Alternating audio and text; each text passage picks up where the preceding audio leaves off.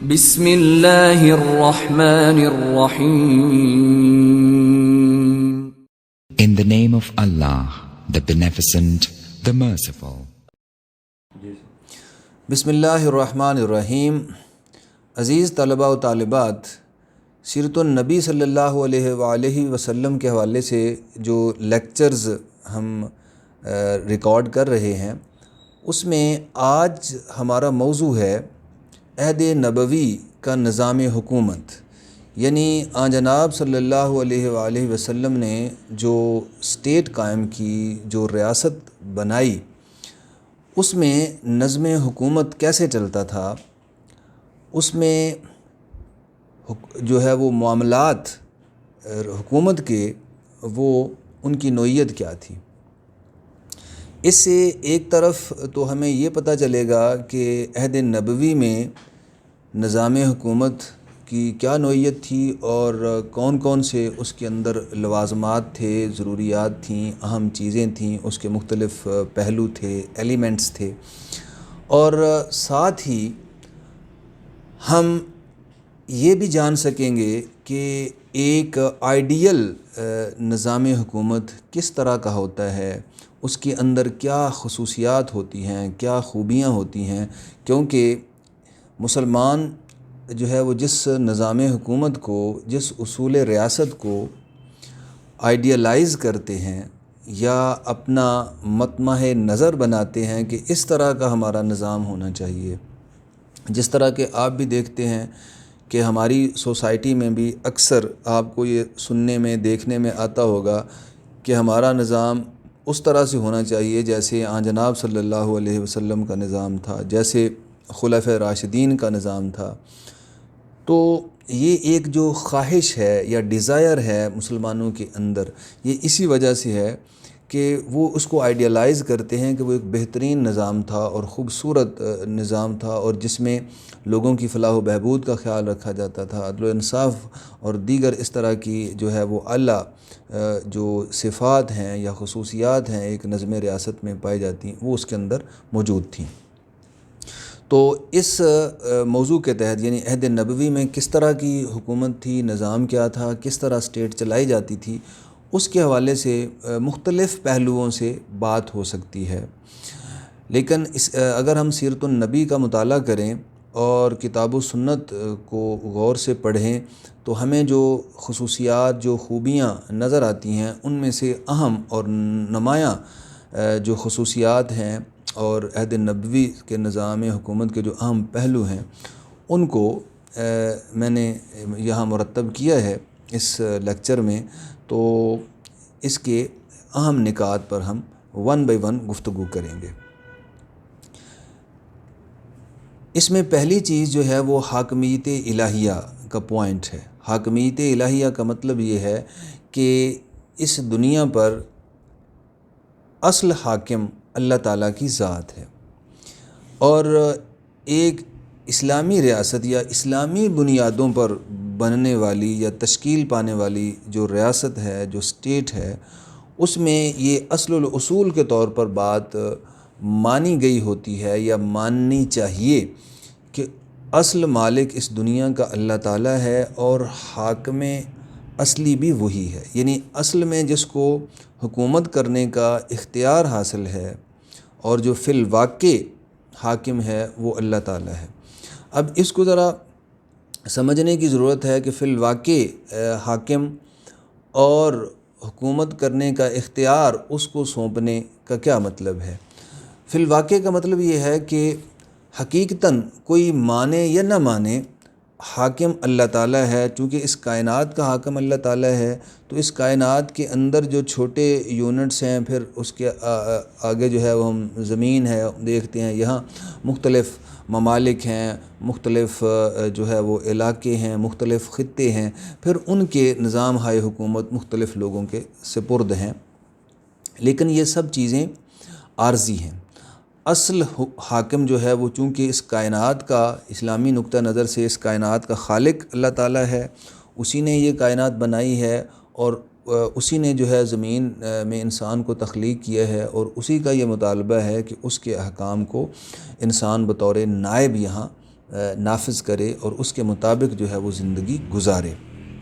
تو اس لیے اصل حاکمیت اللہ تعالیٰ کی ہے۔ اس کے حوالے سے ہمیں کتاب و سنت میں بہت ساری نصوص ملتی ہیں جس سے اس کی وضاحت بھی ہوتی ہے کہ حاکمیت الہیہ کا مطلب کیا ہے اور ایک اسلامی ریاست میں کس طرح سے اللہ تعالیٰ کی حاکمیت کو مانا جاتا ہے اور اس کے مطابق عمل کیا جاتا ہے۔ مثلاً قرآن پاک میں سورہ یوسف میں ارشاد ہے کہ ان الحکم الا للہ، حکم صرف اللہ تعالیٰ کا ہے۔ اس کا مطلب یہ ہے کہ حکم دینے کا اختیار، یعنی کسی کام کے کرنے کا کہنا یا کسی کام سے منع کرنا، یہ بنیادی طور پر فی الاصل اللہ تعالیٰ کا اختیار ہے۔ اسی طرح ایک اور جگہ قرآن پاک میں فرمایا گیا کہ الا لہ الحکم، حکم اللہ تعالیٰ کا ہے۔ تو گویا اصل میں حاکم بھی اللہ تعالیٰ ہے اور حکم بھی اللہ تعالیٰ کا چلتا ہے۔ جیسا کہ میں نے ذکر کیا ہے کہ ایک فی الواقع اللہ تعالیٰ کا حاکم ہونا ہے، وہ یوں ہے کہ کسی جگہ اللہ تعالیٰ کے حکم کو کوئی مان رہا ہے، اس کو کوئی حاکم مان رہا ہے یا نہیں مان رہا، اس کی حاکمیت کو تسلیم کر رہا ہے یا نہیں کر رہا، یہ چیز میٹر نہیں کرتی، کیونکہ اصل میں وہی حاکم ہے۔ اس سے مراد یہ ہے کہ انسانوں کا اختیار اس کے پاس ہے۔ مثلاً یہ اختیار اس کے پاس ہے کہ کون اس دنیا میں کتنا عرصہ رہے گا، کتنا عرصہ نہیں رہے گا، زندگی موت کا اختیار اس کے پاس ہے۔ پھر یہ ہے کہ یہ دنیا کا نظام چل رہا ہے، کس طریقے سے چل رہا ہے، اس میں کوئی جو ہے وہ آسمانی آفت بیچ میں آ جاتی ہے تو آدمی نے جو کچھ پلان کیا ہوتا ہے، جو کچھ سوچا ہوتا ہے، وہ اس کے بالکل الٹ ہو جاتا ہے۔ بعض اوقات ایسی تباہیاں آتی ہیں کہ انسان اس کے سامنے بالکل مجبور اور بے بس ہوتا ہے۔ انسان سوچ کچھ رہا ہوتا ہے لیکن ہو کچھ جاتا ہے۔ اس کا مطلب یہ ہے کہ معاملات حقیقتاً پورے کے پورے انسان کے اختیار میں نہیں ہیں، اس کی مرضی سے نہیں چل رہے۔ اسی طرح مثلاً یہ ہو سکتا ہے کہ انسان یہ چاہے کہ زمین جس طرح روٹیٹ کر رہی ہے اس طرح نہ کرے، سورج جو ہے وہ فلاں جگہ جو ہے وہ اس سے طلوع ہو رہا ہے، فلاں جگہ سے طلوع ہو، یا موسم جو اس وقت سردی کا موسم ہے، یہ سردی بہت زیادہ ہے، اس کو کم ہونا چاہیے، یا گرمی جتنی آتی ہے اتنی نہیں آنی چاہیے۔ تو گویا یہ وہ چیزیں ہیں کہ جس کے اندر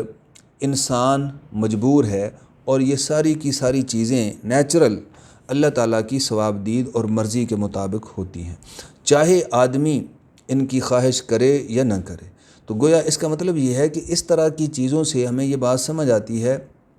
کہ اس کائنات کا جو پورا نظام ہے، ایون کہ نچلے لیول تک بھی بعض اوقات انسان کچھ چاہ رہا ہوتا ہے اور ہو کچھ جاتا ہے۔ اس کا مطلب یہ ہے کہ حاکم کوئی اور ہے، اللہ تعالیٰ حاکم ہے، انسان اپنے سارے معاملات کا اختیار نہیں رکھتا۔ تو گویا ایک تو اللہ تعالیٰ کے حاکم ہونے کا یہ مطلب ہے کہ حاکمیت فی الواقع ہے ہی اسی کی، اور انسانوں کو جو اختیار دیا گیا ہے، چاہے وہ کسی بھی نقطہ نظر کا، کسی بھی فکر کا، کسی بھی مذہب کا انسان ہو، اس کو جو اختیار اس دنیا میں ہے وہ محدود اختیار ہے، وہ سارے اختیار نہیں رکھتا۔ ایک تو یہ بات۔ دوسری بات یہ ہے اللہ تعالیٰ کی حاکمیت کو تسلیم کرنا، یعنی یہ ممکن ہے کہ ایک آدمی جو ہے وہ اللہ تعالیٰ کی حاکمیت، اللہ تعالیٰ کو مانتا ہی نہ ہو، اللہ کی حاکمیت کو تسلیم ہی نہ کرتا ہو، اگرچہ وہ اس کائنات کے اندر مجبور ہے اور بہت سارے معاملات وہ دیکھ رہا ہے کہ اس کے اختیار میں نہیں ہیں۔ مثلاً ایک اللہ تعالیٰ کا اقرار نہ کرنے والا، ایک منکر خدا بھی بعض اوقات اپنے آپ کو مجبور پاتا ہے، مثلاً کسی بیماری میں، آسمانی کسی آفت میں، اور اس طرح کے دیگر جن امور و معاملات کا میں نے ذکر کیا، اس کائنات کے اندر جو فینومینا ہے اس کے اندر وہ اپنے آپ کو مجبور پاتا ہے۔ لیکن اس مجبوری کے باوجود یہ ممکن ہے کہ وہ اللہ کی ذات کا اقرار بھی نہ کر رہا ہو، اللہ کو مان بھی نہ رہا ہو، اور اس کو خدا بھی نہ تسلیم کر رہا ہو، اور یہ بھی نہ مان رہا ہو کہ اس کائنات کا کوئی خالق ہے اور کوئی حاکم ہے۔ اب یعنی فی الاصل تو اللہ حاکم ہے، اس میں تو منوانے کی ضرورت نہیں ہے، کیونکہ انسان سارے ہی اس کے اندر اس کے ماتحت ہیں۔ دوسری صورت یہ ہے کہ اللہ تعالیٰ کی حاکمیت جس کا یہاں مطالبہ کیا جا رہا ہے، اور جو اسلامی جو ہے وہ خصوصیت ہے اسلامی ریاست کی، وہ یہ ہے کہ اللہ کی حاکمیت کو مانا جائے اور جو اس کے احکام ہیں ان کے مطابق جو ہے وہ عمل کیا جائے، اللہ کی حاکمیت کو تسلیم کیا جائے۔ تو حضور صلی اللہ علیہ وسلم نے جو نظام ریاست و حکومت قائم فرمایا، اس کی ایک خوبی یا اس کی ایک اہم خصوصیت یہ تھی کہ اس میں اللہ تعالیٰ کی حاکمیت کو مانا گیا تھا کہ اللہ تعالیٰ حاکم ہے، اور اس کے حکم کے مطابق ہم نے عمل کرنا ہے، ریاست کو اس کے مطابق چلانا ہے۔ اور قرآن پاک میں یہ بھی آیا ہے، جب اللہ تعالیٰ نے آدم کا تذکرہ کیا ہے تو اس میں فرمایا گیا ہے کہ انی جاعل فی الارض خلیفہ۔ اللہ تعالیٰ نے فرشتوں سے کہا، اذ قال ربک للملائکۃ انی جاعل فی الارض خلیفہ، کہ میں زمین میں خلیفہ بنانے والا ہوں۔ اب خلیفہ کون ہوتا ہے؟ کہ جو نائب ہوتا ہے، یعنی اس کا اختیار مطلق نہیں ہوتا، وہ کسی دوسرے کی بات جو ہے اس کو امپلیمنٹ کرتا ہے، اس کو نافذ کرتا ہے۔ تو اللہ نے جب فرمایا فرشتوں سے کہ میں زمین میں نائب بنانے والا ہوں، اس سے بھی بات واضح ہوتی ہے کہ انسان زمین میں اللہ تعالیٰ کی حاکمیت کو نافذ کرنے والا ہے، اس کو منوانے والا ہے، اس کے مطابق عمل کرنے والا ہے۔ اسی طرح قرآن پاک میں اور بھی بہت سی آیات ہیں جن سے یہ بات ثابت ہوتی ہے کہ ایک تو اللہ تعالیٰ حاکم ہے، اور دوسرا یہ ہے کہ اللہ کو حاکم تسلیم کرنا ہے۔ حضور صلی اللہ علیہ وسلم نے جو نظام قائم کیا ریاست کا، اس میں اصل الاصول اس بات کو جو ہے وہ حاصل تھی حیثیت اصل الاصول کی کہ حاکمیت اللہ تعالیٰ کی ہے، اور جو بندے ہیں چاہے وہ اللہ کا رسول ہی کیوں نہ ہو، وہ اللہ تعالیٰ کے احکام کے مطابق عمل کرنے کا پابند ہے۔ اس کے بعد دوسری خصوصیت آن صلی اللہ علیہ وسلم کی قائم کردہ ریاست کی یا آپ کے نظام حکومت کی یہ ہے کہ حضور صلی اللہ علیہ وسلم کی سربراہی اور اطاعت، یعنی اس نظام میں جو جناب صلی اللہ علیہ وسلم نے قائم کیا، اس میں جو سربراہی ہے، ریاست کی سربراہی ہے یا اطاعت ہے، وہ جناب صلی اللہ علیہ وسلم کو حاصل تھی۔ گویا یعنی اللہ تعالیٰ نے جو پیغام بھیجا، اللہ تعالیٰ نے جو احکام دیے، اللہ کا جو میسج تھا، وہ ظاہر ہے کہ اللہ نے براہ راست ہر بندے تک تو نہیں پہنچایا، اور نہ اس کی یہ حکمت ہے، تو اس نے وہ پیغمبر منتخب کر کے انسانوں تک وہ پیغام پہنچاتا ہے۔ تو اب اللہ کا منشا کیا ہے، اللہ کیا چاہتا ہے، اور اس کی حاکمیت سے کیا مراد ہے، یہ چیز واضح ہوتی ہے اللہ تعالیٰ کے نبی کے ذریعے۔ اور جو حضور صلی اللہ علیہ وسلم کا نظم ریاست ہے، حضور صلی اللہ علیہ وسلم کا نظام حکومت ہے، اس کے اندر یہ آپ کی سربراہی اور آپ کی اطاعت کے ذریعے اس کا ظہور ہوتا ہے۔ یعنی گویا اگر کسی نے فزیکلی، اللہ تعالیٰ تو فزیکلی لوگوں کو نظر نہیں آ رہا، تو اب ظاہر ہے کہ یہ پتہ چلانے کے لیے کہ اللہ تعالیٰ کی حاکمیت نافذ ہے اور حاکمیت الہیہ کا نظام قائم ہے، تبھی دیکھا جا سکتا ہے کہ اللہ نے جس کو پیغمبر بنا کر بھیجا ہے اس کی اطاعت کی جائے۔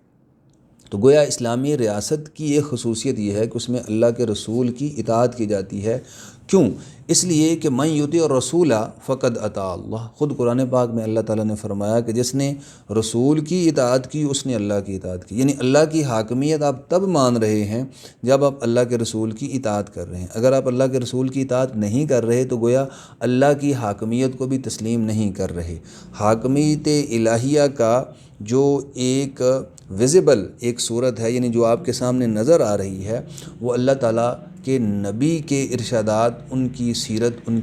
ان کا طریقے زندگی ہے کہ وہ جیسے زندگی گزار رہے ہیں، وہ جیسے کہہ رہے ہیں، وہ اللہ تعالیٰ کا حکم ہے۔ اس کے بعد ہم دیکھتے ہیں کہ ہمیں قرآن پاک میں بھی حضور صلی اللہ علیہ وسلم کی اطاعت کا حکم دیا گیا ہے، جیسا کہ میں نے ایک آیت ابھی تلاوت کی۔ اسی طرح ایک اور جگہ فرمایا گیا ہے کہ وما آتاکم الرسول فخذوہ وما نہاکم عنہ فانتہوا، اللہ کا رسول تمہیں جو کچھ دیں وہ تم لے لو، اور جس چیز سے روکیں اس سے رک جاؤ۔ گویا اللہ تعالیٰ جو ہے وہ اپنی حاکمیت کو کس کے ذریعے ظاہر کرتا ہے؟ پیغمبر کے ذریعے۔ تو اگر اللہ کے رسول جو ہیں وہ کسی چیز کے بارے میں کہتے ہیں کہ یہ اللہ کا حکم ہے، اس کے مطابق عمل کرو، تو اللہ فرماتا ہے کہ اس چیز کو تم لے لو، یہی اللہ کا حکم ہوگا۔ اسی طرح اگر اللہ کا نبی تمہیں کسی چیز سے منع کرتا ہے، روکتا ہے کہ یہ کام نہ کرو، تو تم اس سے رک جاؤ، یہ بھی اللہ کی طرف سے منع کرنا ہے۔ تو گویا اسلامی جو ریاست ہے اس کی سربراہی وہ اللہ تعالیٰ کے رسول کو ہوتی ہے، اس کے پاس ہوتی ہے، اور اللہ تعالیٰ کے رسول کے بعد یعنی اگر اللہ کا رسول موجود نہیں ہے تو اس کے بعد اس کا نائب، جس طرح کہ جناب صلی اللہ علیہ وسلم کے خلفاء تھے جن کو خلفائے راشدین کہا جاتا ہے، ان کو خلفائے راشدین بھی یا حضور وسلم کے خلفاء بھی اس لیے کہا جاتا ہے کہ وہ آپ کے مطابق، یعنی جس طرح آپ نے نظام حکومت چلایا یا آپ نے نظام حکومت چلانے کی ہدایت کی، وہ اس طرح سے نظام حکومت چلاتے تھے، اس لیے ان کو آپ کے خلفاء کہا جاتا ہے۔ یعنی اگر آپ صلی اللہ علیہ وسلم موجود ہیں تو آپ سربراہ ریاست ہیں، اور اگر آپ صلی اللہ علیہ وسلم موجود نہیں ہیں تو مسلمانوں کی مشاورت کے ساتھ جس کو وہ سربراہ ریاست بنائیں گے وہ گویا جناب صلی اللہ علیہ وسلم کی نمائندگی کر رہا ہے، اور وہ اللہ تعالیٰ کے احکام کو نافذ کرنے کا پابند ہے۔ اس کے بعد اگلا پوائنٹ ہے شورائیت۔ شورائیت کا مطلب ہے مشورے سے معاملات کو طے کرنا۔ جناب صلی اللہ علیہ وسلم کی ریاست کا یا آپ کے نظم حکومت کا یا آپ کے قائم کردہ نظام کا کی ایک خصوصیت، ایک خوبی یہ تھی کہ اس میں مشورے سے معاملات جو ہے وہ حکومت کے طے ہوتے تھے۔ یعنی کوئی بھی معاملہ جس کا تعلق جو ہے وہ ریاست و حکومت سے یا امور ریاست سے ہوتا تھا، وہ جناب صلی اللہ علیہ وسلم اپنی مرضی سے طے نہیں کرتے تھے یا اپنے طور پر ہی طے نہیں کر لیتے تھے، بلکہ صحابہ سے اس بارے میں مشاورت ہوتی تھی۔ اور اس لیے کہ قرآن پاک نے یہ اصول دیا ہوا ہے کہ مسلمانوں کے باہمی معاملات آپس میں مشورے سے طے ہوتے ہیں۔ مثلاً ایک جگہ قرآن پاک میں ارشاد ہے کہ وَأَمْرُهُمْ شُورَىٰ بَيْنَهُمْ، یعنی مسلمانوں کے معاملات باہمی مشورے سے طے پاتے ہیں۔ یہ گویا ایک خصوصیت بھی ہے اسلامی نظام حکومت کی اور مسلمانوں کی سوسائٹی کی، مسلمانوں کے معاشرے کی، کہ ان کے جو امور و معاملات ہیں وہ باہم مشاورت سے طے پاتے ہیں۔ یہ نہیں ہے کہ کوئی آدمی مطلق العنان ہوتا ہے، وہ اپنی مرضی سے جو مرضی فیصلہ کر کے اور زبردستی لوگوں کے اندر نافذ کر دے، ایسا نہیں ہے، بلکہ وہ باہم مشورے سے معاملات کو طے کرتے ہیں۔ گویا یہ مسلم سوسائٹی کی اور مسلمانوں کی کمیونٹی کی یہ خصوصیت ہے، یہ خوبی ہے کہ وہ معاملات کو باہمی مشورے سے طے کرتے ہیں۔ اور ایک جو ہے بات قرآن پاک میں ایک آیت ہے وَشَاوِرْهُمْ فِي الْأَمْرِ، اس میں حکم دیا گیا ہے جناب صلی اللہ علیہ وسلم کو کہ امور و معاملات میں، ریاست کے معاملات میں آپ لوگوں سے مشاورت کرو، یعنی ان کو حکم دیا گیا ہے کہ آپ ان سے مشاورت کرو۔ اب اس میں بڑی غور طلب بات یہ ہے کہ اور یہ اسلامی نظام حکومت کی خوبی بھی اور حضور صلی اللہ علیہ وسلم کے نظم حکومت کی خوبی بھی ہے کہ جو سربراہ ریاست ہے، جو سپہ سالار ہے، جو لیڈر ہے، جو رہنما ہے، اس کو یہ تاکید کی ہے اسلام نے، اللہ تعالیٰ کے قرآن نے، کہ آپ نے لوگوں سے مشورہ کرنا ہے۔ اس میں بڑی اہم بات سمجھنے کی یہ ہے کہ اللہ کے نبی جو ہیں جن پر اللہ تعالیٰ وحی نازل فرماتا ہے، اور جب کوئی مسئلہ درپیش ہوتا ہے، جب کوئی مشکل آتی ہے تو اس وقت اللہ سے رہنمائی آ جاتی ہے، یہ ایک بڑی بات ہے۔ لیکن اس کے باوجود آپ کو حکم دیا گیا کہ آپ لوگوں سے مشورہ کریں۔ یعنی اگر ایک صاحب وحی جن پر اللہ تعالیٰ کی وحی آ رہی ہے اور جو وحی کی رہنمائی جو ہے وہ آسانی سے جن کو دستیاب بھی ہے، ان کو حکم دیا گیا ہے کہ مشورے سے معاملات کو طے کرو، تو جس کے پاس وحی نہیں آتی، یعنی اگر کوئی پیغمبر نہیں ہے بلکہ پیغمبر کا فالوور ہے، کوئی خلیفہ ہے یا کوئی مسلمانوں کا صدر ہے، وزیر اعظم ہے، حکمران ہے، کوئی بھی اس کو کہیں، وہ تو زیادہ اس بات کی اس کو ضرورت ہے کہ وہ مسلمانوں کے مشورے سے آگے بڑھے، مشورے سے امور و معاملات کو طے کرے۔ تو جب اللہ کے نبی کو حکم دیا گیا ہے، جن کے پاس وحی آتی ہے، کہ آپ بھی انڈیپینڈنٹلی معاملات کو طے نہیں کرنا، لوگوں سے مشورہ کرنا ہے، تو اس سے اندازہ ہوتا ہے کہ اسلامی نظم ریاست میں جو شورائیت ہے، مشورہ کرنا ہے، اس کی کتنی اہمیت ہے۔ اور یہ بات صرف تھیوریٹیکلی نہیں ہے، یعنی صرف نظری طور پر یہ بات نہیں کہی گئی کہ یوں کرنا چاہیے، بلکہ حضور صلی اللہ علیہ وسلم کی سیرت سے ہمیں ایسے بہت سے مواقع جو ہے وہ نظر آتے ہیں کہ جہاں اس طرح کے مختلف جنگوں کے مواقع پر، دیگر جو ہے وہ معاملات طے کرنے کے حوالے سے آپ نے ہمیشہ صحابہ سے مشورہ کیا۔ مثلاً جو بڑے بڑے غزوات ہیں ان میں آپ اگر آپ غور کریں تو آپ کو نظر آئے گا کہ آپ نے صحابہ سے مشورہ کیا کہ ہمیں مثال کے طور پر مدینے سے باہر نکل کر لڑنا چاہیے، کس طرح جو ہے وہ مقابلہ کرنا چاہیے، دشمن کا حملہ آور کو کیسے روکنا چاہیے، قیدیوں کے معاملات میں، زمینوں کے معاملات میں، اس طرح دیگر امور میں آن جناب صلی اللہ علیہ وسلم ہمیشہ اپنے صحابہ سے مشورہ کرتے۔ مثلاً آپ نے غزوہ بدر کے قیدیوں کے حوالے سے مشورہ کیا کہ ان کے ساتھ کیا سلوک کیا جائے، پھر مختلف صحابہ نے جس طرح اس کی تفصیلات آپ سیرت کی کتابوں میں پڑھ سکتے ہیں کہ جس طرح صحابہ کا مشورہ تھا اس کے مطابق اس پر عمل کیا گیا۔ اسی طرح غزوہ احد کے موقع پر آپ نے شروع میں صحابہ سے مشورہ کیا کہ کیسے جنگ لڑی جانی چاہیے، اور اس میں ایک اہم بات یہ ہے کہ آپ بعض اوقات اپنی رائے ایک ہوتی تھی، لیکن صحابہ کے مشورے سے آپ اپنی رائے پر عمل کرنے کی بجائے جو ہے وہ کثرت رائے سے، جس کی طرف جو ہے وہ زیادہ اس سے شورائیت کا تصور جو ہے وہ بھی واضح ہوتا ہے، مشاورت کا، جس میں جمہوریت کا بھی ایک ایلیمنٹ ہمیں نظر آتا ہے کہ کثرت رائے کو آپ نے تسلیم کر کے اس کے مطابق فیصلہ یا عمل کرتے، حالانکہ اپنی رائے مختلف ہوتی۔ مثلاً غزوہ احد کے موقع پر آپ کی اپنی رائے جو ہے وہ اس سیرت کی کتابوں میں آتا ہے کہ آپ کی اپنی رائے یہ تھی کہ مدینے کے اندر رہ کر اس لوگوں کا، حملہ آوروں کا مقابلہ کیا جائے، لیکن بعض صحابہ جو بدر میں شریک نہیں ہو سکے تھے یا دیگر لوگوں نے مشورہ دیا کہ ہمیں باہر جو ہے وہ نکل کر جنگ کرنی چاہیے، تو آپ نے اپنی رائے کے خلاف ان کی رائے کے مطابق عمل کیا۔ تو اس طرح سے گویا ہم دیکھتے ہیں، اسی طرح غزوہ احزاب کے موقع پر خندق کھودنے کے حوالے سے جب مشورہ ہوا تو پھر بھی صحابہ کی مشاورت سے آپ نے کیا۔ یہ چند ایک مثالیں ہیں، اور بھی بے شمار مثالیں ہیں جس سے یہ بات واضح ہوتی ہے کہ آن جناب صلی اللہ علیہ وسلم نہ صرف جو ہے وہ صحابہ سے مشورہ کرتے تھے، بلکہ بعض اوقات اپنی رائے کو ترک کر کے صحابہ کی رائے کے مطابق عمل کرتے تھے۔ اس سے یہ سبق بھی ہمیں ملتا ہے کہ مشورے میں خیر ہے، اور مشورہ سیرت النبی کی روشنی میں مسلمان حکمرانوں کو بھی چاہیے اور عام عوام کو بھی چاہیے کہ جو جس جگہ جس جو ہے وہ نظم میں کام کر رہا ہے، وہ اپنے ساتھیوں سے، اپنے لوگوں کے ساتھ، اپنے کولیگز کے ساتھ وہ مشاورت کے ساتھ آگے بڑھے۔ اس کے بعد اگلا پوائنٹ ہے کتاب و سنت اور اجتہاد کی بنا پر قانون سازی،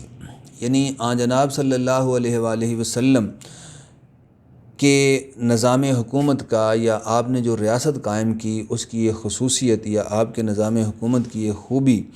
یہ تھی کہ اس میں جو ہے وہ نظم حکومت کیسے چلایا جاتا تھا، اللہ تعالیٰ کی کتاب کے مطابق، آپ صلی اللہ علیہ وسلم کی سنت کے مطابق اور اجتہاد کے مطابق۔ یعنی جب بھی کوئی مسئلہ درپیش ہوتا تو پہلے یہ تلاش کی جاتی چیز کہ یہ بات جو ہے یا اس کے بارے میں کوئی حکم کتاب الہی میں موجود ہے، یعنی قرآن پاک میں اس کا حکم موجود ہے، اللہ تعالیٰ کی طرف سے جو وحی قرآن کی شکل میں آن جناب صلی اللہ علیہ وسلم کو موصول ہوتی تھی، اس کے مطابق اس میں کہیں یہ حکم ملتا ہے، تو اگر اس میں حکم ملتا تو اس کے مطابق عمل کیا جاتا، اور اگر اس میں حکم نہ ملتا تو آن جناب صلی اللہ علیہ وسلم خود اپنے اجتہاد سے فیصلہ فرماتے کہ اس معاملے کو یوں حل کر لیا جائے۔ تو گویا اس میں آپ کی سوچ، فکر اور وزڈم کو دخل حاصل ہوتا تھا۔ اور بعض اوقات ہمیں ملتا ہے کہ آپ صلی اللہ علیہ وسلم نہ صرف یہ کہ جن معاملات کی واضح رہنمائی اللہ تعالیٰ کی وحی میں قرآن پاک میں موجود نہیں ہوتی تھی، خود اجتہاد فرما کر اور یہ دیکھ کر کہ اللہ تعالیٰ کا حکم جو ہے وہ یہ ہو سکتا ہے یا اللہ تعالیٰ کی منشا اس معاملے میں یہ ہوگی، قرآن کی دیگر جو آیات یا اس سے ملتی جلتی چیزیں تھیں ان سے رہنمائی لے کر خود فیصلہ فرماتے۔ نہ صرف یہ خود فرماتے ایسا، بلکہ بعض دفعہ صحابہ کو بھی کہتے کہ وہ ان کی حوصلہ افزائی فرماتے اور ان کو ہدایت فرماتے کہ وہ اجتہاد سے کام لیں۔ اگر امور و معاملات میں اگر کہیں کوئی مشکل پیش آتی ہے تو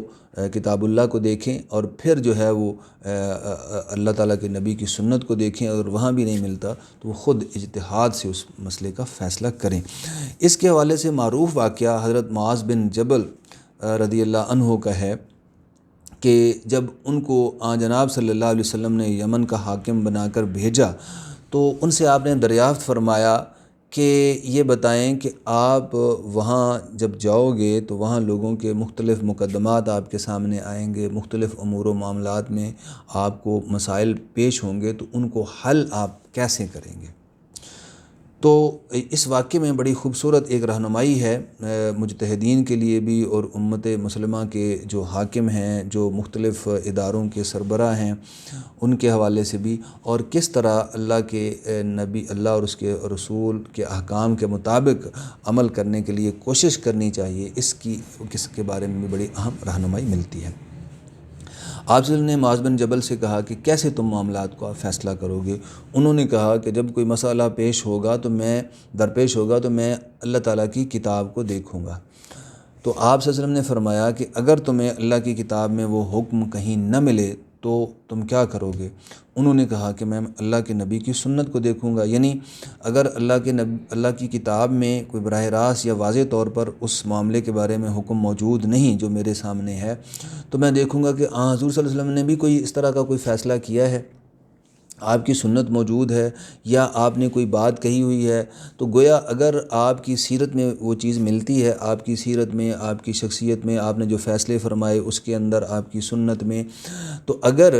آپ کے پاس یا آپ کے اجتہادات میں وہ چیز اگر کہیں ملتی ہے تو میں اس کے مطابق فیصلہ کروں گا۔ تو آپ نے فرمایا کہ اگر میری سنت میں بھی آپ کو وہ چیز نہ ملے تو تم کیا کرو گے؟ تو حضرت معاذ بن جبل نے جواب دیا کہ تب میں اپنی رائے سے اجتہاد کروں گا۔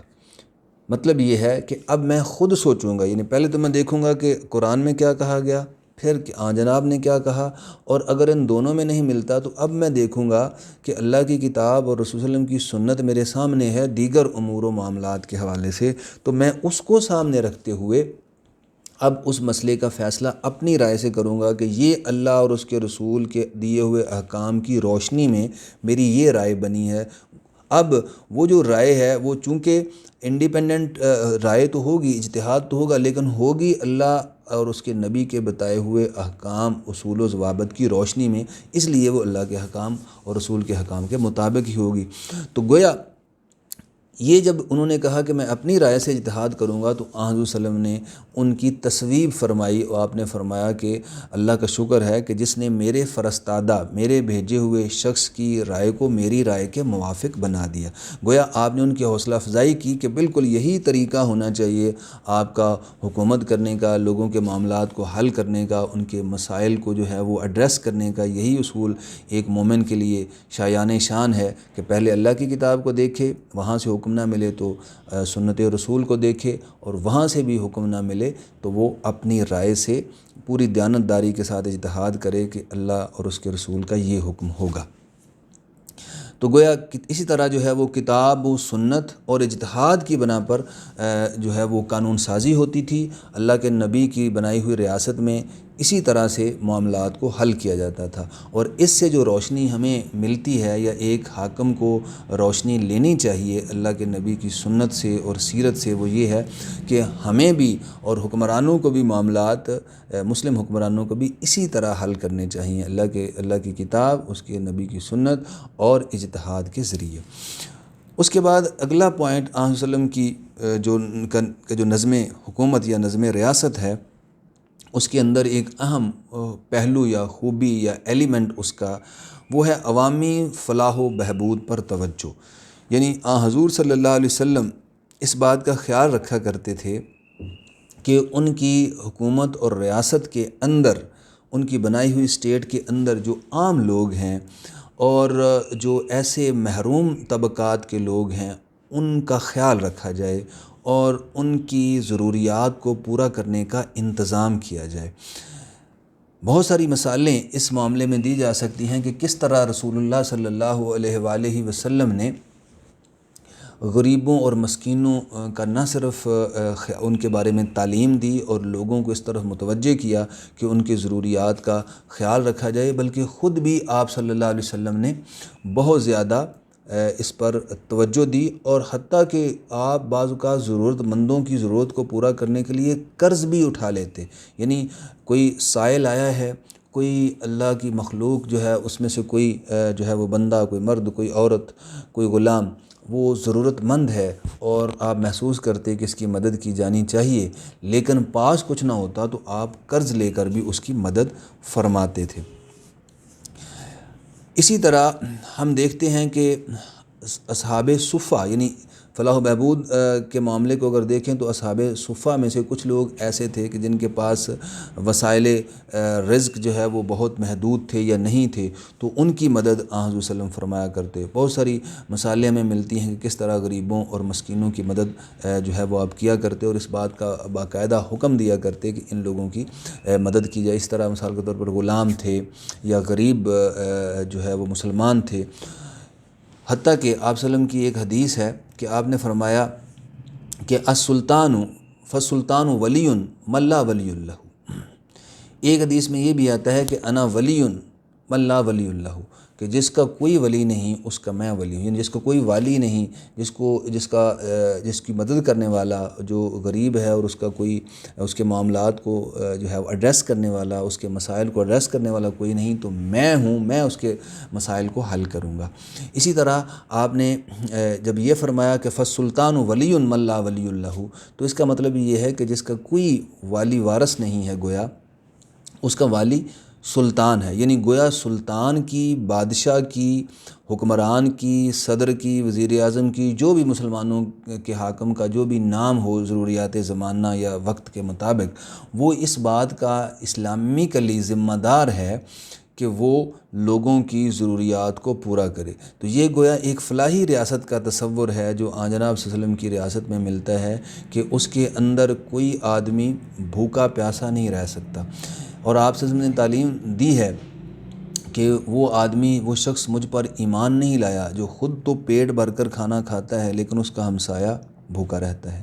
تو گویا اگر ایک آدمی جو ہے اس کو اپنے ہمسائے کا خیال رکھنا، اور بعض احادیث میں ہمسائیگی کا جو رشتہ ہے اس کو بھی بڑا طویل کیا گیا ہے، کئی گھروں تک جو ہے اس کو پھیلایا گیا ہے کہ وہ ہمسایہ ہوتا ہے۔ گویا اس کا مطلب یہ ہے کہ آدمی کو اپنے سراؤنڈنگز میں دیکھنا ہے کہ کوئی آدمی ضرورت مند تو نہیں، کوئی آدمی بھوکا پیاسا تو نہیں سو رہا، یہ اس کی ذمہ داری ہے۔ اسی طرح جب آپ نے فرمایا کہ سلطان اس کا ولی ہے، اس کا مطلب یہ ہے کہ سلطان یا بادشاہ یا حکمران اس بات کا ذمہ دار ہے اسلامی ریاست کے اندر کہ کوئی اس کی ریاست میں بھوکا نہ سوئے۔ یہی وہ چیز تھی جس نے خلفائے راشدین کو اس بات پر موٹیویٹ کیا۔ آپ دیکھتے ہیں کہ کس طرح حضرت عمر کے بارے میں روایات میں آتا ہے کہ وہ رات کو جو ہے وہ گشت کر کے اور چکر لگا کر اپنی ریاست میں، اپنی اسٹیٹ کے اندر لوگوں کو یہ جاننے کی کوشش کرتے تھے کہ کوئی آدمی بھوکا تو نہیں ہے، کوئی ایسا تو نہیں جس کے پاس راشن نہ ہو، کھانے کا سامان نہ ہو۔ تو آپ نے وہ واقعہ سن رکھا ہے کہ کس طرح آپ جو ہے وہ رات کو اپنی پشت پر لاد کر جو ہے وہ آٹا آپ لوگوں کو اور یہ غریب عورت کو جس کے بچے جو ہے بھوکے پیاسے تھے ان کو دینے کے لیے گئے۔ تو اس طرح کے اور بھی واقعات ہیں، گویا حتیٰ کہ بعض دفعہ جو ہے غیر مسلموں کے بارے میں بھی جو ہے وہ آتا ہے کہ حضرت عمر فاروق اور آپ کے خلفاء نے اور خود آپ صلی اللہ علیہ وسلم نے مختلف مواقع پر ان لوگوں کی بھی مدد کی۔ تو گویا جو اسلامی ریاست کا شہری ہے، وہ چاہے مسلم ہے چاہے غیر مسلم ہے، اسلامی ریاست کی ذمہ داری ہے کہ وہ اس کی فلاح و بہبود کا خیال رکھے، اس کی ضروریات کو پورا کرے، اس کو سہولیات جو فراہم ہونے والی ہیں وہ فراہم کرے۔ اس کے بعد ایک اور پوائنٹ بڑا اہم ہے، وہ ہے عدل و مساوات اور قانون کی حکمرانی۔ آن صلی اللہ علیہ وسلم نے جو نظام حکومت اور ریاست قائم فرمایا اس میں عدل و مساوات، یعنی ایک تو یہ ہے کہ عدل کو یقینی بنایا، اور دوسرا ان کے اندر مساوات قائم کی اور قانون سب کے لیے یکساں کر دیا۔ اس کے حوالے سے آن وسلم کی سیرت سے وہ مشہور واقعہ جو ہے وہ آپ کے علم میں بھی ہے کہ بنو مخزوم کی ایک فاطمہ نام کی عورت نے چوری کی، تو جب مقدمہ آن جناب صلی اللہ علیہ وسلم کی خدمت میں پیش ہوا تو لوگوں نے، اس قبیلے کے لوگوں نے اس بے عزتی سے بچنے کے لیے کہ کہیں جو ہے وہ اس کی پاداش میں اس کا ہاتھ نہ کاٹ دیا جائے، تو انہوں نے سفارش کی اور اسامہ جو زید کے بیٹے تھے ان کو جو ہے وہ سفارش کے لیے بھیجا، کیونکہ آپ ان سے بہت محبت رکھتے تھے، تو ان کا خیال یہ تھا کہ آپ کی بات مان کر آپ صلی اللہ علیہ وآلہ وسلم ہمیں جو ہے وہ اس مشکل سے بچا لیں گے اور ہم سے درگزر فرمائیں گے۔ تو جب یہ سفارش آن جناب صلی اللہ علیہ وسلم کی خدمت میں پیش کی گئی تو آپ نے سخت ناپسند کیا، اور بعض روایات میں آتا ہے کہ آپ کا چہرہ مبارک سرخ ہو گیا اور آپ نے فرمایا کہ تم لوگ حدود اللہ میں سفارش کرتے ہو، یعنی اللہ کی حدود کے اندر سفارش کرتے ہو۔ پہلی قومیں اسی لیے تباہ و برباد ہوئیں کہ جب ان میں کوئی بڑا آدمی، کوئی مال و دولت والا، کوئی صاحب حیثیت، کوئی مرتبے والا، وہ کوئی جرم کرتا تو اس کو معاف کر دیا جاتا، اس کی سزا کو ٹال دیا جاتا، اور جب کوئی غریب کرتا یا کم مرتبے والا کوئی جرم کرتا تو اس کو سزا دی جاتی۔ تو وہاں آپ نے ایک بڑا زبردست جملہ فرمایا جس سے یہ بات انشور ہوتی ہے کہ ایک اسلامی ریاست میں جو میرٹ ہے اس کا خیال کس طرح رکھا جانا چاہیے۔ آپ نے فرمایا کہ تم اس فاطمہ مخزومیہ کی بات کرتے ہو، اگر فاطمہ بنت محمد بھی چوری کرتی تو میں اس کا بھی ہاتھ کاٹ دیتا، یعنی یہ نہیں ہے کہ یہ کسی اور قبیلے سے تعلق رکھتی ہے اس لیے اس پر سزا نافذ کی جا رہی ہے، بلکہ اگر میری اپنی بیٹی یہ بھی اس جرم کا ارتکاب کرتی تو میں اس کو بھی یہی سزا دیتا۔ یعنی گویا میرٹ اور قانون کی حکمرانی جو ہے اس کو اتنا یقینی بنایا گیا کہ اپنے قریبی رشتہ دار کے لیے بھی وہی قانون ہے اور عام آدمی کے لیے بھی وہی قانون ہے۔ اس کے بارے میں ہم دیکھتے ہیں کہ قرآن پاک میں بھی کثرت کے ساتھ اس کا حکم دیا گیا ہے کہ لوگوں کے درمیان عدل و انصاف سے فیصلہ کرو۔ مثلا ایک جگہ سورہ النساء میں ہے کہ وَإِذَا حَكَمْتُمْ بَيْنَ النَّاسِ أَن تَحْكُمُوا بِالْعَدْلِ، تمہاری یہ ذمہ داری ہے کہ جب لوگوں کے درمیان فیصلہ کرو تو عدل و انصاف سے کرو، یہ نہ ہو کہ عدل و انصاف جو ہے تم چھوڑ دو۔ یہاں تک کہ ایک آیت میں فرمایا گیا کہ وَلَا يَجْرِمَنَّكُمْ شَنَآنُ قَوْمٍ عَلَىٰ أَلَّا تَعْدِلُوا اعْدِلُوا هُوَ أَقْرَبُ لِلتَّقْوَىٰ، کہ کسی قوم کی دشمنی بھی تمہیں اس بات پر آمادہ نہ کرے کہ تم انصاف چھوڑ دو۔ یعنی ممکن ہے کہ کوئی مقدمہ تمہارے پاس ایسا آیا ہو، کوئی فیصلہ ہونے کے لیے ایسا تمہارے پاس آیا ہو کہ جو تمہارا جو ہے وہ دشمن ہو، مخالف، اور یہ بھی ممکن ہے کہ کسی مقدمے میں ایک فریق غیر مسلم ہو، ایک مسلمان ہو، تو مسلمان کی فیور کرنا چاہتے ہو، یا ایک فریق ایسا ہو جو تمہارا قریبی ہو اور دوسرا ایسا جو تمہارا قریبی نہ ہو، تو کوئی بھی صورت ہو سکتی ہے۔ فرمایا کہ اگر دشمن بھی تمہارے سامنے ہے اور دشمن کا مقدمہ بھی درپیش ہے تو اس کی دشمنی کی وجہ سے تم انصاف سے پیچھے نہ ہٹو، یعنی میرٹ کو پامال نہ کرو۔ تو گویا دشمن بھی اگر سامنے ہو تو پھر بھی میرٹ کا لحاظ رکھنا ہے، یہ وہ قانون کی حکمرانی ہے۔ اسی طرح قرآن پاک میں فرمایا گیا ان اللہ یامر بالعدل والاحسان، اللہ تعالیٰ تم کو عدل اور احسان کا حکم دیتا ہے، مطلب عدل کو ہر صورت انشور کرنا ہے۔ اسی طرح مساوات جو ہے وہ آن جناب صلی اللہ علیہ وسلم کی سیرت میں ہمیں ملتا ہے کہ مساوات کو آپ نے کس طرح سے یقینی بنایا کہ غلام جو ہے ان کو بھی بڑے بڑے سرداروں کے برابر کر دیا۔ مثال کے طور پر ہم دیکھتے ہیں کہ حضرت بلال کو جو مرتبہ اور مقام حاصل ہے وہ بڑے بڑے سرداروں کو بھی آپ کی نظر میں حاصل نہیں، یہ بھی میرٹ کی بنیاد پر ہے۔ حضرت زید کی شادی اب اپنی جو غلام تھے ان کی شادی اپنی پھوپھی زاد سے کر دیتے ہیں جو اعلیٰ نسب ہیں حضرت زینب سے۔ تو اس کا مطلب یہ ہے کہ اسی طرح ہم دیکھتے ہیں کہ مختلف مواقع پر آپ نے اگر کسی نے کسی غلام کو جھڑکا ہے تو حضرت ابوبکر صدیق تک کو آپ نے اس پر سرزنش کی کہ آپ نے فلاں غلام کو جھڑکا، ان سے جا کر معذرت کرو۔ تو گویا یہ نہیں ہے کہ کوئی بڑا ہے اور چھوٹا ہے، سب میں آپ نے ایکویلٹی اور مساوات کو قائم کیا، اور یہی چیز ہمیں آپ کی اس سیرت سے ڈرائیو کرنے کی، نکالنے کی اور اخذ کرنے کی ضرورت ہے، مسلمانوں کی ایک اعلیٰ نظم ریاست قائم کرنے کے لیے، ایک اعلیٰ حکومت بنانے کے لیے، کہ جناب صلی اللہ علیہ وسلم نے جس طرح عدل اور میرٹ کو یقینی بنایا، جس طرح تمام لوگوں کو میں جو ہے مساوات قائم کی، جس طرح قانون کی حکمرانی کو یقینی بنایا، اس طرح ہم بھی اس کو یقینی بنائیں۔ یہ آپ کی سیرت سے ہمیں سبق ملتا ہے۔ اس کے بعد آپ کے نظام حکومت میں ایک اہم چیز جو ہے وہ فوجی نظام ہمیں نظر آتا ہے، کہ جب آپ نے کوئی ریاست بنائی ہوتی ہے تو اس کے لیے ظاہر ہے کہ آپ کو اس کے دفاع کو مضبوط بنانے کی ضرورت ہوتی ہے، کہ اگر کوئی باہر سے حملہ آور ہوتا ہے تو کیسے آپ نے اس کا دفاع کرنا ہے، کیونکہ اگر دفاعی نظام مضبوط نہیں ہوگا تو کوئی ریاست قائم نہیں رہ سکتی۔ جب ریاست بنی ہے تو اس کو قائم رکھنا، اس کا دفاع کرنا بھی ضروری ہوتا ہے۔ اس کے لیے یہ تھا کہ جناب صلی اللہ علیہ وسلم نے مختلف جو ہے وہ لوگوں کو یہ ذمہ داریاں دی ہوئی تھیں، جو اس بات کا انتظام کرتے تھے کہ اگر کوئی جنگ لڑنی ہے، کوئی حملہ آور ہوتا ہے، اس کا مقابلہ کرنا ہے، تو اس کا نظم، اس کی ترتیب کیا ہونی چاہیے۔ اس میں آپ نے باقاعدہ فوج بھی جو ہے وہ تو اس زمانے میں ہوتی نہیں تھی، بعد کے زمانوں میں باقاعدہ فوج بھی بنی، لیکن جناب صلی اللہ علیہ وسلم کے زمانے میں اس طرح جس طرح آج ہم دیکھتے ہیں کہ فوجیں بھرتی کی جاتی ہیں، یہ تو نہیں تھی۔ والنٹریلی لوگ جو ہے وہ فوجی خدمات دیتے تھے، اور اس میں یہ ہے کہ گویا ہر بندہ ہی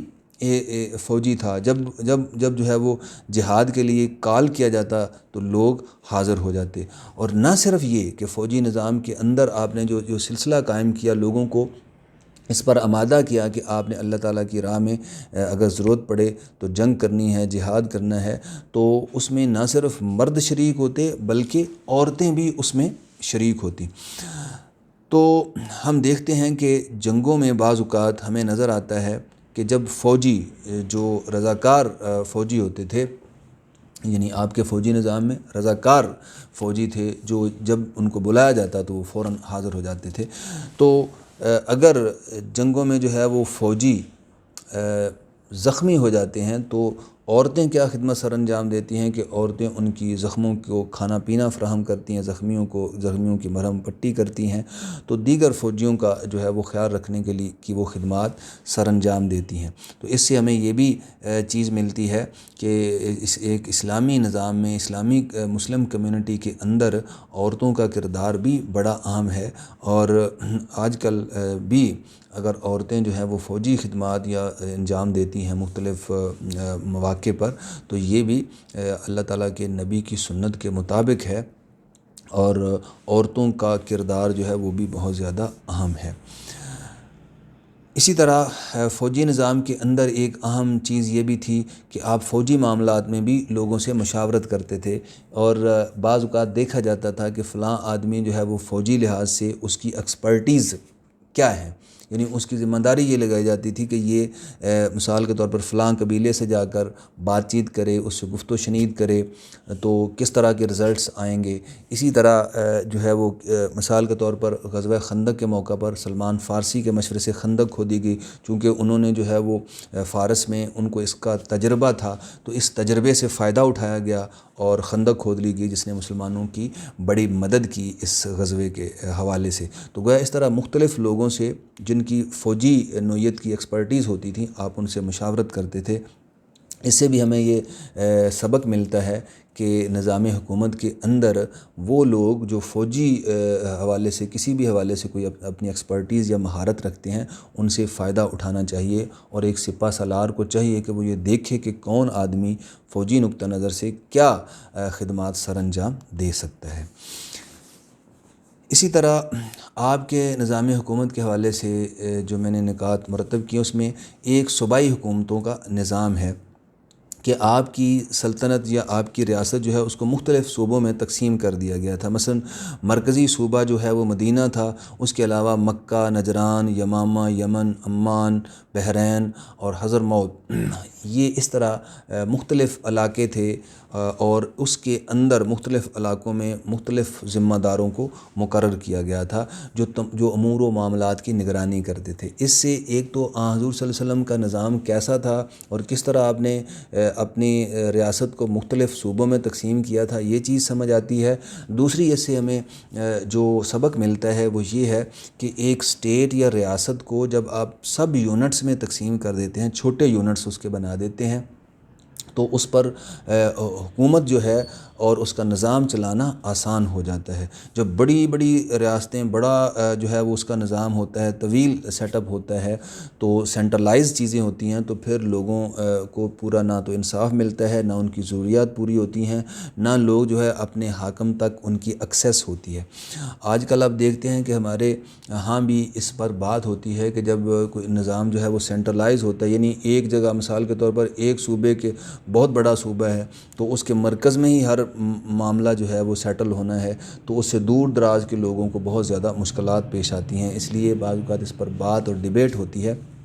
کہ بڑے صوبوں کو چھوٹے یونٹس میں انتظامی بنیادوں پر تقسیم کیا جا سکتا ہے اور کیا جانا چاہیے، تاکہ لوگ سہولت کے ساتھ اپنی ضروریات اور اپنے مسائل کو اپنے حاکموں تک پہنچا سکیں اور ان کو حل کر سکیں۔ تو یہ اسٹریٹجی یا یہ حکمت عملی ہمیں آج جناب صلی اللہ علیہ وسلم کی حکومتوں کے اندر نظر آتی ہے کہ آپ نے ان کو چھوٹے یونٹس میں بانٹا ہوا تھا اور ان پر لوگوں کو حکمران مقرر کیا ہوا تھا جو ان کی ضروریات کو پورا کرتے تھے۔ ایک اور پوائنٹ اس سلسلے میں ہے نظام مالیات، کہ جناب صلی اللہ علیہ وسلم نے جو ریاست بنائی اس کے اندر مالیات کا نظام کیسا تھا، یعنی فائنانس اس کا کیا تھا۔ تو اس کے حوالے سے ہم دیکھتے ہیں کہ ایک تو ہوتی ہے ریاست کے اخراجات ہوتے ہیں، ایک اس کی انکم ہوتی ہے۔ تو اگر ہم انکم اور اخراجات کے حوالے سے دیکھیں تو آمدن کے حوالے سے جو ہے وہ زکوٰۃ، صدقات، عطیات، مال غنیمت، جزیہ، خراج، عشر وغیرہ، اس میں ایک تو یہ ہے کہ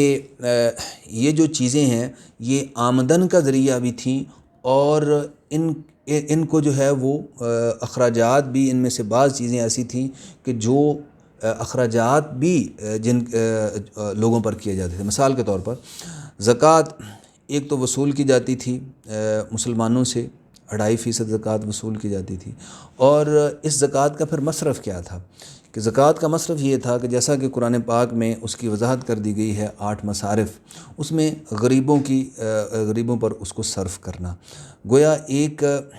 حدیث میں بھی حضور صلی اللہ علیہ وسلم نے فرمایا اور قرآن پاک کی آیات میں بھی آیا ہے کہ مثال کے طور پر وہ آیت جس میں زکوٰۃ کے مصارف بیان کیے گئے ہیں، اس میں ابتدائی میں یہ کہا گیا ہے کہ انما الصدقات للفقراء، تو فقیروں کے لیے، مساکین کے لیے، غربا کے لیے، مسافروں کے لیے جو اس کے 8 مصارف ذکر ہوئے ہیں ان پر وہ خرچ کی جاتی تھی۔ یعنی زکوٰۃ جو اہل ثروت ہیں، جو صاحب نصاب ہیں، جن کے پاس اتنا مال ہے جس پر زکوٰۃ فرض ہوتی ہے یا واجب ہوتی ہے، تو وہ ان سے مال لیا جاتا تھا اور غریبوں میں تقسیم کر دیا جاتا تھا۔ ایک حدیث میں جناب صلی اللہ علیہ وسلم نے فرمایا کہ یہ زکوٰۃ جو ہے ان کے مالداروں سے لی جائے گی اور ان کے غربا پر صرف کی جائے گی۔ تو اس طرح سے زکوٰۃ کی مد سے حکومت کو انکم بھی ہوتی تھی اور غریب لوگوں پر جو خرچ کرتی تھی اس کے اخراجات بھی ہوتے تھے۔ اچھا، اور پھر جو زکوٰۃ کے عاملین ہیں، جو زکوٰۃ کو اکٹھا کرنے والا عملہ ہے، یعنی حکومتی مشینری ہے، اس پر بھی زکوٰۃ کی رقم جو ہے وہ لگائی جا سکتی ہے اور لگائی جاتی تھی۔ اب یہ جو زکوٰۃ کا، اس پر بڑی تفصیلی بات ہو سکتی ہے، ہمارے پاس وقت کم ہے، لیکن یہ جو زکوٰۃ کا نظام ہے، اگر آج بھی ہم جناب کے نظم حکومت سے رہنمائی لیتے ہوئے زکوٰۃ کا نظام صحیح معنوں میں، اگرچہ ہمارے ہاں ہماری سوسائٹی میں کسی حد تک اس پر بات حکومتی سطح پر ہوتی ہے، لیکن فی الواقع یہ اس طرح سے اس کے اثرات اس وجہ سے نہیں ہیں کہ وہ اس کو اس طرح سے جو ہے وہ نافذ نہیں کیا گیا یا اس طرح سے اس کو قائم نہیں کیا گیا ان اصول و ضوابط کی بنیاد پر، یا اس طرح کی پابندی نہیں کی گئی، یا لوگوں کو اس پر جو ہے وہ آمادہ نہیں کیا جا سکا، تو اس وجہ سے اس کے مسائل ہیں۔ ہم دیکھتے ہیں کہ جناب صلی اللہ علیہ وسلم اور آپ کے بعد کے ادوار میں، خلفائے راشدین اس کے بعد کے ادوار میں ہم دیکھتے ہیں کہ اس سے بہت زیادہ فوائد حکومتوں کو حاصل ہوئے اور لوگوں تک مال پہنچنے میں بہت زیادہ اس کا جو ہے وہ فائدہ ہوا، اور لوگوں کی مالی حالت، جو غریب اور نادار طبقوں کے لوگ تھے، ان کی مالی حالت میں بہت زیادہ بہتری آئی۔ تو آپ کے ذرائع آمدن میں جو ہے وہ عطیات، یعنی آپ کی ریاست کے ذرائع آمدن میں عطیات، یعنی جو ڈونیٹ کرتے تھے لوگ جو ہے وہ اپنی مرضی سے اپنی رضا کے ساتھ جو ہے وہ حکومت کے خزانے میں کچھ مال دیتے تھے۔ اسی طرح مال غنیمت ہوتا تھا جو جنگوں سے حاصل ہوتا تھا۔ پھر جزیہ، اگر جو ہے وہ کوئی غیر مسلم جو ہے وہ فوجی خدمت نہیں دیتا تھا تو اس سے ایک ٹیکس لیا جاتا تھا جس کو جزیہ کہتے تھے۔ اسی طرح خراج، وہ جو مفتوحہ زمینیں ہوتی تھیں اور وہ ان کے مفتوحین کے پاس رہنے دی جاتی تھیں، اور وہ ایک طے شدہ رقم جو ہے اس زمین کی آمدن میں سے اسلامی ریاست کو، اسلامی حکومت کو دیتے تھے۔ اسی طرح عشر ہوتا تھا، جو زمین کی آمدن ہے اس میں سے جو ہے وہ 10% اور 20% یہ جو ہے وہ یہ وصول کیا جاتا تھا مختلف لوگوں سے۔ تو گویا اس طرح سے مختلف ذرائع آمدن تھے اور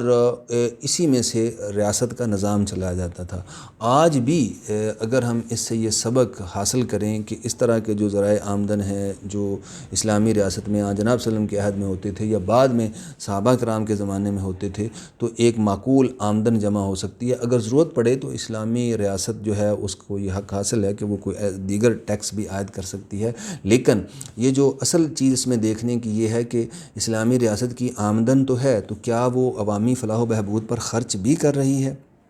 جناب صلی اللہ علیہ وسلم کی ریاست کی خصوصیت یہ تھی کہ وہ نہ صرف جو ہے وہ اس آمدن کو انشور کرتی تھی بلکہ اس کے اخراجات کو بھی پورا کرتی تھی۔ اس کے بعد ایک پوائنٹ ہے دعوت و تبلیغ کا، کہ جناب صلی اللہ علیہ وسلم کی جو حکومت تھی یا جو نظم ریاست تھا، اس کے اندر ایک خوبی یہ تھی، ایک خصوصیت یہ تھی کہ لوگوں کو دین کی دعوت دی جاتی تھی، اور دین کی دعوت کے حوالے سے قرآن پاک میں بھی اور احادیث میں بھی کثرت سے ذکر آتا ہے کہ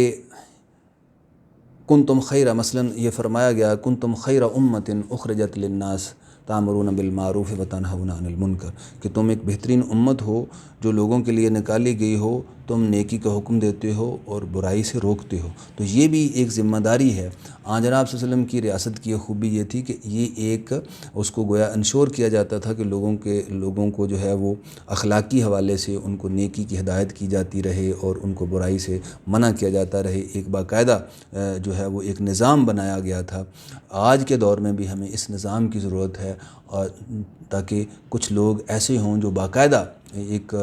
گروہ کے بارے میں بھی قرآن پاک میں آتا ہے کہ تم میں ایک ایسا گروہ ہونا چاہیے جو علم حاصل کرے اور دوسروں تک پہنچائے۔ اس کے علاوہ ایک اور خوبی یا خصوصیت آپ صلی اللہ علیہ وسلم کے نظام حکومت کی وہ یہ تھی کہ ریکارڈ اور دستاویزات وہ تیار کی جاتی تھیں۔ اس میں مثلاً وحی کی جو ہے وہ تحریر کے لیے یا وحی لکھنے کے لیے جناب صلی اللہ علیہ وسلم نے کاتب مقرر کیے ہوئے تھے۔ اسی طرح تجارتی لین دین ہے اس کی دستاویزات تیار ہوتی تھیں۔ مختلف ممالک کو جو خطوط لکھے جاتے تھے اس کا ریکارڈ رکھا جاتا تھا۔ تو گویا یہ ایک ریکارڈ جو ہے یہ بھی ایک خوبی اور خصوصیت تھی کہ کس طرح جو معاملات ہیں ریاست کے وہ ریکارڈڈ ہوں، اور آج بھی ہم دیکھتے ہیں کہ یہ ریکارڈ جو ہے وہ حکومتوں کی ایک خوبی ہوتی ہے۔ تو یہ بھی ایک خوبی حضرت وسلم کی ریاست کی تھی۔ اس کے ساتھ ساتھ ایک اور پوائنٹ ہے عدالتی نظام کا، کہ جناب صلی اللہ علیہ وسلم نے ایک عدالتی نظام قائم کیا ہوا تھا، آپ جس کے خود منصف اعلیٰ تھے۔ یوں بھی آپ کہہ سکتے ہیں کہ جس طرح آج کے نظم ریاست میں آپ کہتے ہیں کہ ایک چیف جسٹس ہوتا ہے، تو اس زمانے میں گویا آپ کی ریاست میں جو ایک جو ہے وہ مدینہ کی ریاست تھی، اس میں گویا ایک جو ہے چیف جسٹس کے طور پر بھی قاضی القضات کا فریضہ بھی آپ ہی سر انجام دیتے تھے، لیکن مختلف علاقوں میں جو ہے وہ قاضی بھی بنائے جاتے تھے، اور ان کو حکم دیا جاتا ہے کہ وہاں کے معاملات جو ہے وہ خود طے کریں گے۔ اس سے یہ چیز بھی واضح ہوتی ہے کہ انصاف کو اور عدل کو یقینی بنانے کے لیے یہ بھی ضروری ہے کہ صرف مرکز میں ہی جو ہے وہ قاضی نہ ہو جو معاملات کو فیصل کرے، معاملات کو حل کرے، بلکہ مختلف جتنا ممکن ہو سکے لوگوں کے قریب ان کی دہلیز پر ان کو انصاف مہیا کرنے کے لیے وہاں بھی قاضی مقرر کیے جائیں۔ جس طرح ہم نے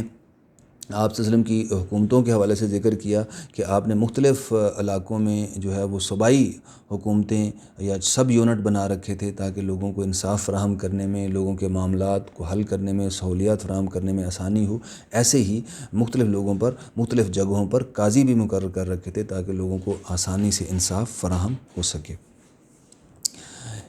اس کے علاوہ ایک پوائنٹ ہے گردش دولت کے اصول پر مبنی معاشی نظام، یعنی معیشت کے حوالے سے اگر آپ صلی اللہ علیہ وسلم کی ریاست و حکومت یا نظم حکومت کو دیکھا جائے